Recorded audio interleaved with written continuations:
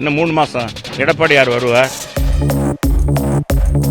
4 வருஷம் சாதனைன்னு பயங்கரமா போய்கிட்டு இருக்கு. நீங்க அப்படியே வீடு வீடா போய் இந்த விலைவாசி உயர்வு உள்ளிட்ட பிரச்சாரம்லாம் அதிமுக போய்கிட்டு இருக்கு. மதுரை அப்படின்னா பெரியார் பஸ் ஸ்டாண்டு தான். அதிமுக காலகட்டத்தில் ஸ்மார்ட் சிட்டி திட்டத்தில் கொண்டு வந்ததுல ஃபுல்லா பேருந்து இருக்கு. நீங்களுமே அந்த புகைப்பட செய்தியெல்லாம் பார்த்துருப்பீங்க. இந்த நிலை எப்படி இருக்கு? அது மத்திய பழனிவேல் தியாகராஜன் சாரோட தொகுதி, மத்திய தொகுதி, ஒரு அமைச்சருடைய தொகுதி. அதே பழனிவேல் தியாகராஜன் வந்தது இந்த பெரியார் பேருந்து நிலையத்தை நாங்கள் அதை புதுசாக வடிவமைத்த உடனே அவர் சொன்னார், இத்தனை பஸ்ஸுகள் எப்படி 3000 பஸ்ஸு வரும் போகும்னு எங்களை கேள்வி கேட்டவர். அப்புறம் அவர் ஆட்சி தான் அவர் தான் திறந்தார். எங்கள் ஆட்சி முடிந்த அவர் தான் அந்த பெரியார் பேருந்து நிலையத்தை திறந்தார்.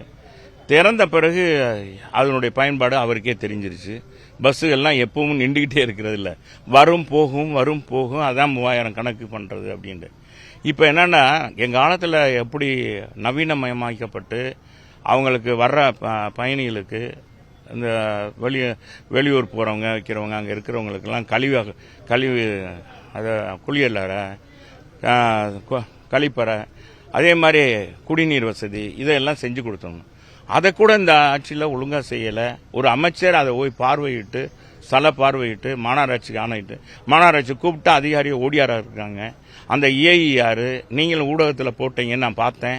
அந்த ஊடகத்தை பார்த்தாச்சு அந்த அதிகாரிகளுக்கு என்னைய அப்படியா இருக்கு என் தொகுதியில், உடனே அது விமர்சனம் ஆகுது அப்படின்னு பார்த்துருக்கணும். அருகாமையில் நாங்கள் அடுக்குமாடி வணிக வளாகம் கட்டியிருக்கோம். 2வது அந்த வாகன நிறுத்தம் கட்டி கொடுத்துருக்கோம். அதை கூட திறக்கிறதுக்கு இந்த அமைச்சர் இன்னும் முடிவு எடுக்கலை. அது எதுவுமே எடுக்காமல் சும்மா இருக்காரு. அது பார்வையாக பார்க்கறதுக்கு காட்சி பொருளாக தான் இருக்கு. ஆக இதையெல்லாம் அந்த ஆட்சியில் மாநகராட்சி அதிகாரிகள் செயல்படலைன்றதுக்கு இது ஒரு அத்தாட்சி என்பது தெரியும். மண்டல தலைவர்கள் இப்படி இல்லாத ஒரு நிலையில தூய்மை நகரா இருக்கக்கூடிய தூங்கா நகர் மாநகர் இப்படி குப்பை நகராய் மாறிடுச்சு. இவன் பெரியார் பேருந்து நிலையத்துக்கு ஒரு 5000 பேர் வந்துட்டு போறவங்க, 3000 4000 பேர் வந்துட்டு போறோம். அவங்க எல்லாம் இந்த மாநகராட்சி இந்த ஆட்சியை பத்தி என்ன நினைப்பாங்கன்னு அவருக்கே தெரியும். இந்த முதலமைச்சருக்கு இது டெலிகேட் பண்றேன், எப்படி மதுரை இருக்கிறது அப்படின்றத முதலமைச்சர் தெரிஞ்சுக்கணும். இந்த பிளாட்ஃபார்ம் குடிநீர் வசதி மக்கள் வந்து போக கூட முடியாத ஒரு சூழ்நிலையா இருக்கு. இது என்னதான் பண்றது? அப்போ மாநகராட்சியோட நிலைமை இப்படிதான் போயிட்டு மக்கள் தேவைப்படுறதா மதுரையில்? இதுவரைக்கும் பொறுத்துட்டாங்க. இன்னும் 3 மாசத்துல எடப்பாடியார் வருவார்.